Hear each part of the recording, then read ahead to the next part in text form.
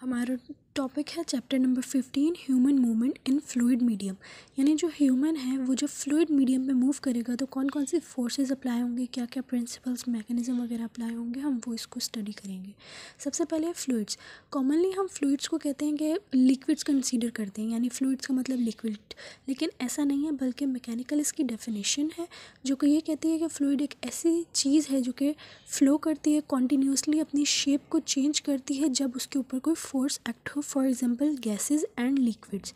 अब जब अगर कोई बॉडी मूव कर रही है फ्लूइड के अंदर, तो जब हम कंबाइंड वेलोसिटी देखेंगे दोनों की, तो उसको हम कहते हैं रिलेटिव वेलोसिटी। यानी मूविंग बॉडी की velocity with respect to the fluid अगर हम कैलकुलेट करेंगे तो वो इक्वल होती है vector subtraction of the velocity of fluid from the velocity of body. यानी जब हम फ्लूइड की वेलोसिटी को माइनस कर देंगे बॉडी की वेलोसिटी से, तो फिर हमारे पास जो वेलोसिटी आएगी वो होगी रिलेटिव वेलोसिटी। तो अगर बॉडी भी और फ्लूइड भी दोनों अपोजिट डायरेक्शन में मूव कर रहे हैं, तो फिर क्या होगा, ए फ्लूइड की डायरेक्शन पॉजिटिव है और जो बॉडी है उसकी डायरेक्शन नेगेटिव है, यानी ये दोनों अपोजिट डायरेक्शन में मूव कर रहे हैं। तो होगा क्या कि जो इसका रिजल्ट निकलेगा ना, तो वो अलजेब्रिक सम होगा, यानी ऐड करने से निकलेगा, क्योंकि माइनस माइनस जो है वो प्लस हो जाता है। तो जब हम रिलेटिव वेलोसिटी निकालेंगे दोनों की, तो वो ऐड करने से हमारे पास आएगी। जबकि अगर बॉडी की और फ्लूइड की डायरेक्शन जो है वो सेम है, दोनों एक ही डायरेक्शन में मूव कर रहे हैं, फ्लूइड की भी डायरेक्शन पॉजिटिव है और बॉडी की भी डायरेक्शन पॉजिटिव है, तो क्योंकि फार्मूले में बीच में माइनस है, तो इन दोनों का रिलेटिव वेलोसिटी हम निकालेंगे दोनों की वेलोसिटीज़ को माइनस करने से, अलजेब्रिक सब्सट्रैक्शन करने से। अब हमारे पास दो तरह के फ़्लो होते हैं, एक होता है लैमिनार फ़्लो और दूसरा होता है टर्ब्यूलेंट फ़्लो। लैमिनार फ़्लो तब होता है जब जो बॉडी की, जो ऑब्जेक्ट मूव कर रहा होता है, उसकी वेलोसिटी जो है वो लो हो, तब जो फ़्लो होता है उसको हम कहते हैं लैमिनार फ़्लो, क्योंकि उसमें बॉडी की वेलोसिटी लो होती है, तो जो लेयर्स होती हैं फ्लूइड की वो एक दूसरे से पैरेलल मूव कर रही होती है स्ट्रीमलाइन शेप में। जबकि अगर कोई ऐसा फ़्लो है जिसमें जो है वो बॉडी मूव कर रही होती है हाई स्पीड के साथ, यानी वेलोसिटी बहुत ज़्यादा हाई है, तो जो फ़्लो होगा वो टर्ब्यूलेंट फ़्लो होगा, इर्रेगुलर फ़्लो होगा। इसमें जो लेयर्स होगी फ्लूइड की वो एक दूसरे से पैरेलल नहीं होंगी, बल्कि टर्ब्यूलेंट लेयर होगी फ़्लो की। इसकी एग्जांपल है हमारे पास ऑयल फ्लोइंग इन पाइप्स, यानी जो ऑयल फ्लो कर रहा होता है तो उसमें लैमिनार फ्लो होता है। जबकि जो है वो अगर हम देखें उसकी टर्ब्यूलेंट की एग्जांपल, तो इसमें हमारे पास स्मोक आती है, क्योंकि उसकी जो मोशन होती है वो बिल्कुल इरेगुलर होती है, टर्ब्यूलेंट फ्लो होता है उसका। हमारे पास डिफरेंट टाइप्स ऑफ फ्लूइड होते हैं, उनकी जो है वो डिफरेंट प्रॉपर्टीज़ होती हैं। फॉर एग्जांपल अगर हमारे पास वाटर है और हनी है, तो दोनों की जो प्रॉपर्टीज़ होंगी वो एक दूसरे से बिल्कुल डिफरेंट होंगी। सबसे पहली प्रॉपर्टी है डेंसिटी। डेंसिटी का फार्मूला होता है मास पर यूनिट वॉल्यूम। और फॉर एग्जांपल अगर किसी भी चीज़ की डेंसिटी ज़्यादा है तो उसके ऊपर ज़्यादा फोर्स अप्लाई हो रही होगी, यानी बॉडी अगर किसी ऐसे फ्लूइड मीडियम में फ़्लो कर रही है जिस फ्लूइड मीडियम की डेंसिटी ज़्यादा है, तो उस बॉडी के ऊपर ज़्यादा फोर्सेस अप्लाई हो रही होंगी, उसको मूव करने में ज़्यादा डिफ़िकल्टी होगी। नेक्स्ट है स्पेसिफिक वेट। स्पेसिफिक वेट होता है वेट को हम वॉल्यूम पे डिवाइड कर देते हैं तो हमारे पास स्पेसिफिक वेट निकल आता है। तो अगर किसी चीज़ की स्पेसिफिक वेट ज़्यादा है किसी फ्लूइड का, तो जो फोर्स लग रही होगी बॉडी के ऊपर वो भी ज़्यादा होगी। फॉर एग्जांपल हमारे पास जो वो वाला वाटर होता है सी वाटर, उसमें क्योंकि सॉल्ट ज़्यादा होता है तो उसकी में जो है वो उस वाले वाटर की स्पेसिफिक वेट ज़्यादा होता है, तो उसमें जो है वो ज़्यादा फोर्सेस अप्लाई हो रही होती हैं, उसमें जो है वो बायोएंसी फोर्स ज़्यादा लग रही होती है। नेक्स्ट है हमारे पास विस्कोसिटी। विस्कोसिटी जो है वो इंटरनल रेजिस्टेंस होती है जो कि फ्लूइड जो है वो लगा रहा होता है, जो बॉडी उसके अंदर मूव कर रही है उसके ऊपर, यानी फ्लूइड जो है वो खुद ही इंटरनल रेजिस्टेंस लगा रहा होता है बॉडी के ऊपर। फॉर एग्जांपल अगर हमारे पास हनी है तो उसमें जो है उसकी विस्कोसिटी ज़्यादा है, तो जो रेजिस्टेंस वो अप्लाई कर रहा होगा बॉडी के ऊपर तो वो ज़्यादा होगी बनिस्बत वाटर की। एटमॉस्फेरिक प्रेशर, टेम्परेचर, ये दोनों चीज़ें अफेक्ट करते हैं डेंसिटी को, स्पेसिफिक वेट को और विस्कोसिटी को।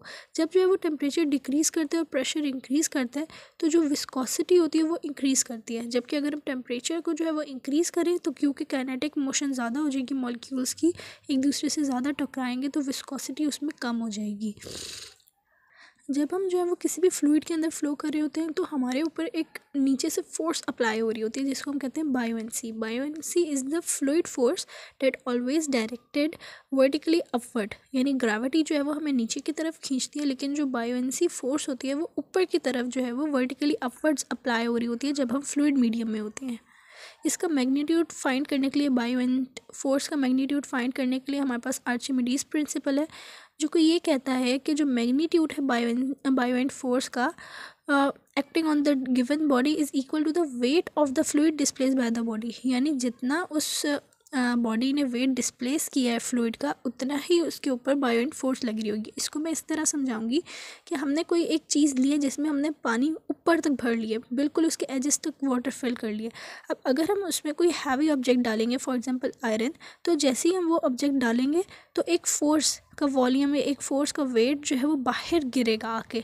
तो जितना वेट उस बॉडी ने डिस्प्लेस किया, बाहर गिराया है, तो उतनी ही उसकी जो है वो क्या होगी, बायोवेंट फोर्स होगी। तो इसमें जो है इसका फार्मूला है एफ बी जो है वो बायोवेंसी फोर्स है। बायोवेंसी फोर्स जो है वो इक्वल होती है वॉल्यूम डिस्प्लेस्ड, यानी उस बॉडी ने कितना वॉल्यूम ऑफ फ्लूइड डिस्प्लेस किया है, और and gamma is the specific weight of fluid, यानी कि जो फ्लूइड है जिसके अंदर उस चीज़ को, उस बॉडी को हमने ड्रॉप किया है, उसका स्पेसिफिक वेट कितना है। किसी भी चीज़ का अगर जो है वो वॉल्यूम ज़्यादा होगा, यानी वो ज़्यादा स्पेस ऑक्यूपाई कर रही होगी, तो उसके ऊपर बायोवेंसी फोर्स भी उतनी ही ज़्यादा लग रही होगी। जो हमारे पास बायोवेंसी फोर्स है वो एक पर्टिकुलर पॉइंट पे लग रही होती है, जिसको हम कहते हैं centre of volume. Centre of volume is the point at which the buoyant force act, और इस पॉइंट के ऊपर जो हमारे पास बॉडी का वॉल्यूम होता है वो इक्वली डिस्ट्रीब्यूटेड होता है। इसको हम सेंटर ऑफ वॉल्यूम भी कहते हैं और इसको हम सेंटर ऑफ बायोवेंसी भी कहते हैं। नेक्स्ट है फ्लोटेशन। अगर हम फ्लूइड की बात करें तो it's the ability of body to float in a fluid, यानी कि बॉडी में कितनी एबिलिटी है कि वो फ्लूइड के ऊपर फ्लोट करे, तो इसको हम कहते हैं फ्लोटेशन। ये डिपेंड्स करता है बायोवेंसी पे और वेट के ऊपर।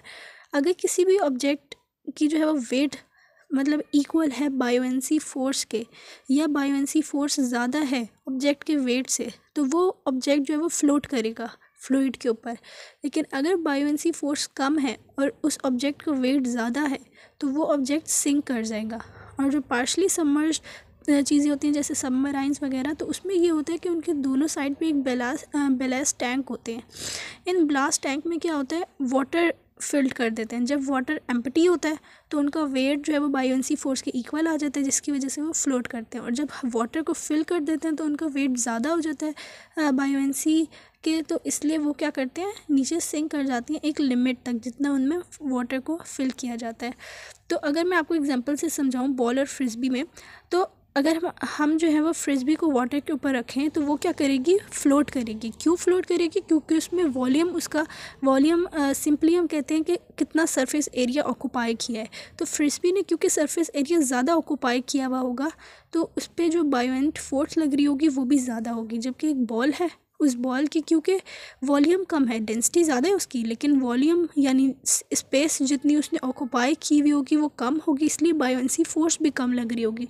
तो जिस ऑब्जेक्ट के ऊपर बायोवेंसी फोर्स कम लग रही होती है तो वो सिंक कर जाता है, और जिस पे ज़्यादा लग रही होती है बायोवेंसी फोर्स, वो सिंक नहीं करता, वो फ्लोट करता है, क्योंकि उसका जो वेट है वो इक्वल हो जाता है बायोवेंसी फोर्स के। बायोवेंसी फोर्स इतना ज़्यादा होता है कि वो इक्वल हो जाती है उसके वेट के, जिसकी वजह से वो ऑब्जेक्ट क्या करता है, फ्लोट कर जाता है। अब अगर हम डिस्कस करें कि ह्यूमन बॉडी किस तरह फ्लोट करती है फ्लूइड के ऊपर, तो वो दो चीज़ों पे डिपेंड करती है। एक है डेंसिटी और दूसरा है पोजीशन या ओरिएंटेशन ऑफ बॉडी, कि बॉडी किस तरह ओरिएंटेड है उसके अंदर, फ्लूइड के अंदर।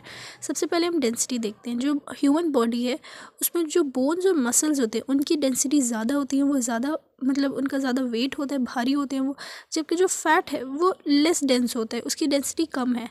तो अगर एक ऐसा बंदा है जिसमें मसल्स ज़्यादा हैं, फ़ैट कम है, तो उसकी डेंसिटी ज़्यादा होगी, क्योंकि उसमें मसल्स ज़्यादा है और मसल्स की डेंसिटी ज़्यादा होती है। और हमने पढ़ा था कि density is inversely proportional to volume. तो जितना ज़्यादा उसकी डेंसिटी होगी किसी भी उसकी इंडिविजुअल की, तो उसमें वॉल्यूम उसका उतना ही कम होगा। और अभी हमने पीछे पढ़ा है, अगर वॉल्यूम कम है तो बायोवेंट फोर्स कम लग रही है, और बायोवेंट फोर्स अगर कम लग रही है तो ऑब्जेक्ट जो है वो सिंक कर जाएगा या उसको डिफ़िकल्टी होगी फ्लोट करने में। और दूसरा इंडिविजुअल है जिसमें मसल्स जो है वो कम है, जबकि फ़ैट ज़्यादा है, तो यानी उसकी जो डेंसिटी है वो कम होगी। डेंसिटी कम होने की वजह से वॉल्यूम उसका ज़्यादा होगा। वॉल्यूम ज़्यादा होने की वजह से वो इजीली फ्लोट कर जाएगा, क्योंकि जितना ज़्यादा वॉल्यूम होगा उतना ज़्यादा उसके ऊपर बायोवेंट फोर्स लग रही होगी। और बायोवेंट फोर्स अगर ज़्यादा है तो ये चांसेस ज़्यादा हैं कि उसका वेट जो है वो बायोवेंट फोर्स के इक्वल हो जाए, बायोवेंट फोर्स ज़्यादा हो उसके वेट के। तो इसलिए वो ईज़िली फ्लोट कर जाएगा। अब दो इंडिविजुअल्स हैं जिनका बॉडी वेट सेम है, लेकिन जिसमें डेंसिटी ज़्यादा होगी उसका वॉल्यूम कम होगा, तो वो इजीली फ्लोट नहीं करेगा, वो सिंक कर जाएगा। जबकि अगर कोई ऐसा इंडिविजुअल है जिसमें बॉडी वेट सेम है लेकिन डेंसिटी कम है और वॉल्यूम ज़्यादा है, तो वो क्योंकि फ़ैट उसमें ज़्यादा है तो उसकी डेंसिटी कम होगी, इसलिए वो क्या करेगा, फ्लोट करेगा। अब दो ऐसे इंडिविजुअल्स को लिए जिसमें बॉडी वॉल्यूम दोनों का सेम है, लेकिन जिसकी डेंसिटी ज़्यादा होगी वो डिफ़िकल्ट होगा उसको फ्लोट करने में, और जिसकी डेंसिटी कम होगी वो ईज़िली फ्लोट करेगा। अब फ्लोटेशन के लिए ज़रूरी होता है कि जो बॉडी वॉल्यूम होता है वो ज़्यादा हो, ताकि जो बायोंट फोर्स है वो ज़्यादा लगे या वो इक्वल हो जाए बॉडी वेट के। तो ये कुछ टैक्टिक्स जो होती हैं जो कि स्विमर्स करते हैं, वो क्या करते हैं कि एयर को जो है ना वो लंग्स के अंदर ट्रैप कर लेते हैं large volume of inspired air, जिसकी वजह से उनका बॉडी का वॉल्यूम ज़्यादा हो जाता है विदाउट ऑल्टरिंग देयर वेट, और वॉल्यूम ज़्यादा होने की वजह से उनके पे बायोंट फोर्स ज़्यादा लगती है और वो फ्लोट करते हैं। नेक्स्ट जो चीज़ थी वो है ओरिएंटेशन, कि बॉडी की ओरिएंटेशन क्या है। तो दो हमारे पास पॉइंट्स होते हैं, एक होता है centre of gravity. Centre of gravity वो पॉइंट होता है जिसके ऊपर जो है वो बॉडी का वेट लग रहा होता है, यानी कि ग्रेविटी लग रही होती है। जबकि सेंटर ऑफ वॉल्यूम जो है वो पॉइंट होते हैं जहाँ पे वॉल्यूम बॉडी का लग रहा हो, जिसको हम जो है वो सेंटर ऑफ बायोएंसी भी कहते हैं। तो इसके ऊपर जो है वो बायोएंट फोर्स लग रही होती है। ये टिपिकली सेंटर ऑफ ग्रेविटी हमारी बॉडी में इन्फीरियर होता है, जबकि सेंटर ऑफ वॉल्यूम जो है वो थोड़ा सा जो है वो ऊपर होता है, क्योंकि हमारे जो लंग्स हैं उनका लार्ज वॉल्यूम होता है और स्मॉल वेट होता है। तो जब ये सेंटर ऑफ ग्रेविटी और सेंटर ऑफ वॉल्यूम ये दोनों एक प्लेन में वर्टिकली नहीं होंगे, तो क्या होगा कि बॉडी रोटेट कर जाएगी, एक टॉर्क प्रोड्यूस होगा, जिसकी वजह से बॉडी क्या करेगी, रोटेट कर जाएगी। सेंटर ऑफ वॉल्यूम ऊपर है, सेंटर ऑफ ग्रेविटी नीचे है, ये दोनों एक प्लेन में नहीं है, तो बॉडी क्या करेगी, टॉर्क प्रोड्यूस होने की वजह से रोटेट कर जाएगी और फ्लोट नहीं करेगी। जबकि एक ऐसी बॉडी है जिसमें सेंटर ऑफ वॉल्यूम और सेंटर ऑफ ग्रेविटी दोनों वर्टिकल हैं, यानी एक ही प्लेन में है, तो इसमें क्या होगा, इक्वल और ऑपोजिट डायरेक्शंस की वजह से ये कट कर देंगे, एक दूसरे को कैंसिल कर देंगे और बॉडी स्टेबली जो है वो फ्लोट करेगी। हमारी ह्यूमन बॉडी में भी इसी तरह होता है। जब हम फ्लोट कर रहे होते हैं तो हम क्या करते हैं कि अपने आर्म्स को जो है वो एक्सटेंड कर देते हैं बैकवर्ड, अपने हेड्स के ऊपर कर लेते हैं, और नीज़ को जो है वो फ्लेक्स कर लेते हैं। इससे क्या होता है कि जो सेंटर ऑफ ग्रेविटी है ना वो एलिवेट हो जाता है और वो क्लोज आ जाता है सेंटर ऑफ वॉल्यूम से, और फ्लोट करने में, स्विम करने में ईजी होता है। नेक्स्ट वीडियो में हम ड्रैग और बाकी कंपोनेंट्स को स्टडी करेंगे।